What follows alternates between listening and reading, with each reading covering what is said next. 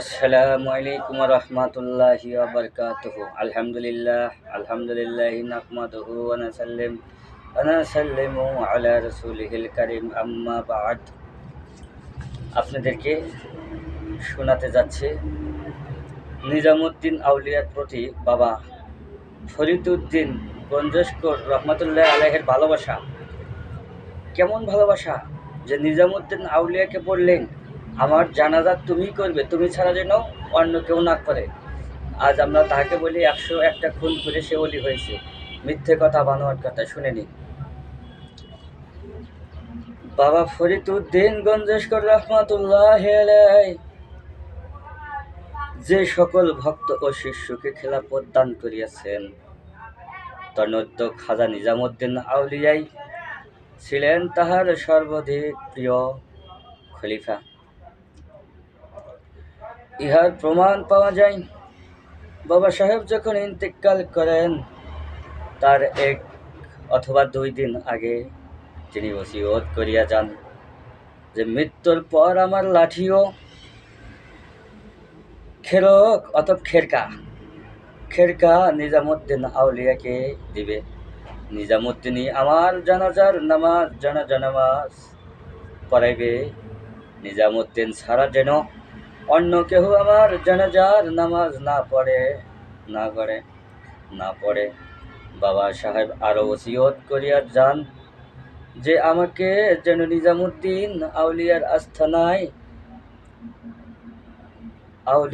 আস্থানায় দাফন করা হয়, কারণ নিজামুদ্দিন ছাড়া আমার কদর অন্য কেউ বুঝিবে না।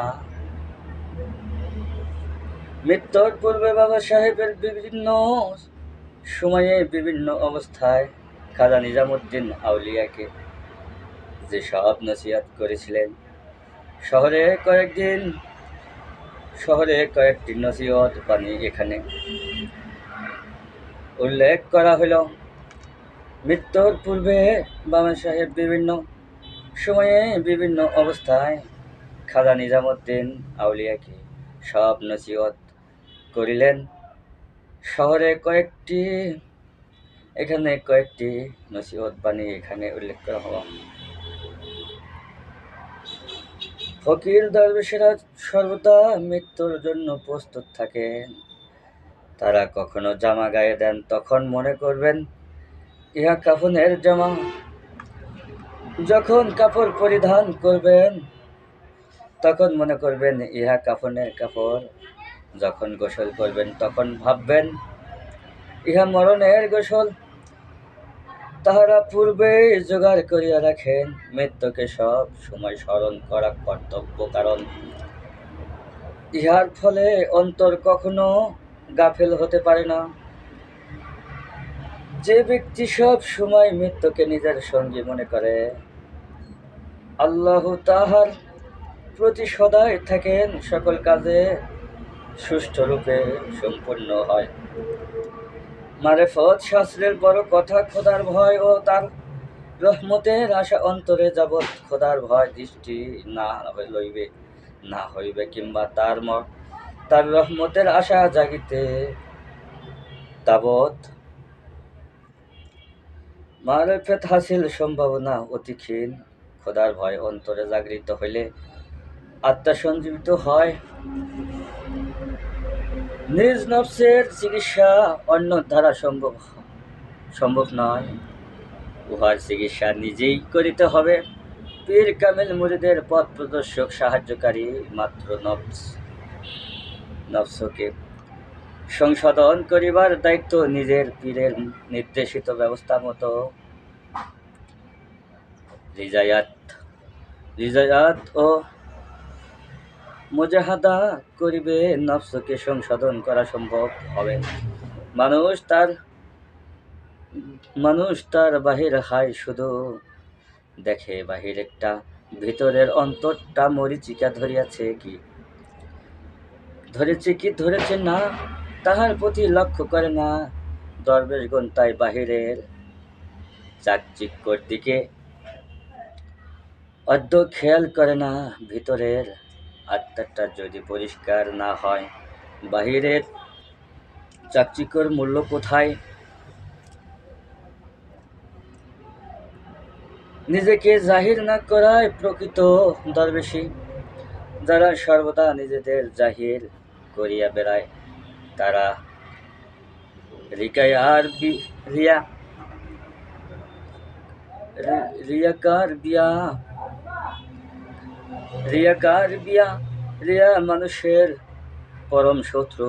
ছোট ইঁদুর যেমন ধানে ভরা বস্তুর নিচে হইতে ছিদ্র করিয়া উহার ভিতর প্রবেশ করে এবং চাউল বাহির করিয়া খায়, অথচ উপর হইতে ভিতরের অবস্থা কিছুই বোঝা যায় না। তদপথ যাহার অন্তরে রিয়া প্রবেশ করেছে তাহাকে বাহির হইতে দরবেশ বলিয়া মনে হইল, ভিতরে সে অসাধু, অস্ত্রসার শূন্য, তার ভিতরে কিছু নেই। রিয়া তাহার সকল নেক আমল নিঃশেষে নিঃস্ব করিয়া দিয়েছে। প্রকৃত দরবেশ হইতে হলে 4টি বিষয়ে বিশেষ সাবধানতা অবলম্বন করিতে হইবে। প্রথম হল পরের দোষ না ধরা, অন্যের কি দোষ আছে তা না খুঁজিয়া নিজের দোষ আছে তাহা খুঁজিয়া বাহির করা এবং উহা সংশোধন করা দরবেশী লাভের প্রথম সত্য। দ্বিতীয় সত্য, যে কথা বলার উপযুক্ত নয় সেসব কথা শরীয়ত সমর্থিত নয়, বা যে সব কথা মানুষের কোনো উপকার নাই সেসব কথা হইতে জিহ্বাকে সর্বদা সংযত রাখা। তৃতীয় নাম্বার, যে সব কথা গুনার যোগ্য নয় তাহা না শোনা। চতুর্থ নাম্বার কথা, যেসব জায়গায় জলসায় অথবা অনুষ্ঠানে ইসলামী শরীয়ত যাইবার অনুমতি দেয় নাই সেই সব জায়গায় না যাওয়া। বাবা নিজামুদ্দিন রহমতুল্লাহি আলাইহি, দুনিয়ার মানুষ শুধু দিতে জানে না, কখনো অন্তরে আল্লাহ পাক বান্দাকে শুধু দানই করেন। বান্দার নিকট তিনি কিছুই চাহেন না, বা কেন বা ইবাদত বন্দেগীতে বান্দা যতটুকু যা পরিশ্রম করে তা শুধু তার নিজের জন্য। আল্লাহর উহাতে কোনো প্রয়োজন নাই। এমনকি দুনিয়ার কোনো মানুষই যদি তাহার ইবাদত না করে তবেও কোনো ক্ষতি নেই, বৃদ্ধি নেই। দুনিয়ার সকল মানুষ যদি তাহার নিন্দা ভুলিয়া শুধু তার ইবাদতে লিপ্ত থাকেন তবে তাহাতেও তার কোনো উপকার নাই। বান্দার সকল আমল তার নিজের জন্য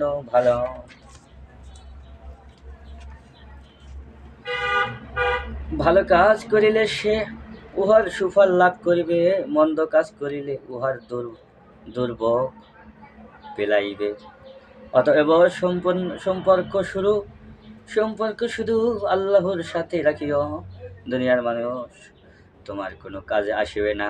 দুনিয়ার মানুষ তোমার কোনো কাজে আসে না। দুনিয়ার মানুষের প্রেম ভালোবাসা তোমার কোনো লাভ দিবে না। আল্লাহ রাসূলের ভালোবাসা, আল্লাহর ভালোবাসা তোমার কাজে আসবে। পার্থিব জগতে মোহচেষ্টা ও সৃষ্টির মধ্যে অন্তরায় সৃষ্টি করে। দুনিয়ার মোহ যার যত বেশি মহান মালিকের নিকট হইতে সে তত দূরে। ফকিরের সবচাইতে বড় শত্রু ধনী লোকের সংসবে। মন দুনিয়ার চাকচিক্যর দিকে ঝুঁকিয়া পড়ে, অন্তরের কালিকা দেখা দেয়, ইবাদতের স্বাদ অনুভব হয় না। মারেফতে কামিলিয়াত হাসিল করিবার জন্য 2টি জিনিস। এক নাম্বার জিনিস হলো এলম, যে এলেম দ্বারা মারেফত অর্জন করা হয়। দ্বিতীয় নাম্বার সত্য যে এলেম, সেটা হচ্ছে এশক, এশকে এলেম, যে এশকে দ্বারা আল্লাহকে সব সময় ডাকা যায় মগ্ন হয়ে, যে এশকের দ্বারা আল্লাহ খুশি হয়, মারাফত অর্জন হয়, দুনিয়াবি শয়তানিক প্রকৃতি চলে যায়, সংমিলনেরই কামিলিয়াতি হাসিল করা যায়, সম্ভব হয়। যাহার এলেম আছে এশক নাই, কিংবা যাহার এশক আছে এলেম নাই, এ তো দুভয়ের কেহই কামেল নহে। এই দুটা যার ভিতরে তাই একটা আছে আর একটা নাই। কারণ এলেম এশক এলেমের পরিপূরক। এলেম ধারা অন্তর ভূমি চাষ কর, রিয়াজত ও মজাহারা দ্বারা উহা সমান করিয়া লও, অতঃপর উহাতে এশকে বীজ রোপণ কর। দেখিতে অতি অল্প দিনের মধ্যে দেখতে পারবা উহা ফলে ফুলে ভরিয়া উঠিছে। খাঁটি আশিকের অন্তর সর্বদা বিপদের জন্য প্রস্তুত থাকে। বিপদ তাহার আত্মার খোরাক। যেমন তাহার উপর বিপদ অবতীর্ণ হয়, সেদিন সে আল্লাহর শুকর করে। যেদিন বিপদ নাজিল হয় না, সেদিন সে দুশ্চিন্তায় জর্জরিত হয়ে পড়ে। পাক কালাম মার্জিদে ইরশাদ হয়েছে, আর আমি তোমার দিকে ভয় দেখাইয়া ধন সম্পদ কামাইয়া দিয়া জীবন ধ্বংস করিয়া ফলাদি বিনষ্ট করিয়া তোমাদিকে পরীক্ষা করি। আর হে রসুল, আপনি ধৈর্যশীলদের সুসংবাদ প্রদান করুন। বাবা নিজামুদ্দিন আল্লাহর প্রতি এরূপ ভরসা করিও যে, যদি নিজামুদ্দিন বলেন আল্লাহর প্রতি ভরসা করিও যে, যদি তোমাকেও আগুনে নিক্ষেপ করা হয়, তবে জেনে বিচলিত হইও না। আল্লাহ পাক তার খাঁটি বান্দাদিকে বিপদের উপর বিপদ দান করিয়া অগ্নি পরীক্ষা গ্রহণ করিয়া থাকেন। মৃত্যুকে স্মরণ করিও, কবরের মোরাকাবা করিও।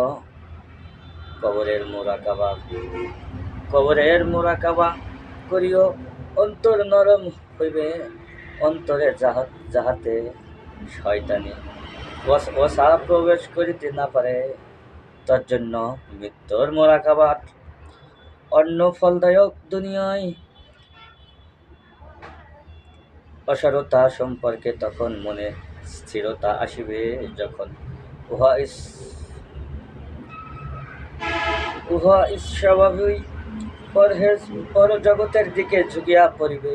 মৃত্যুর পর দুনিয়ার মানুষের কি কাজে আসে?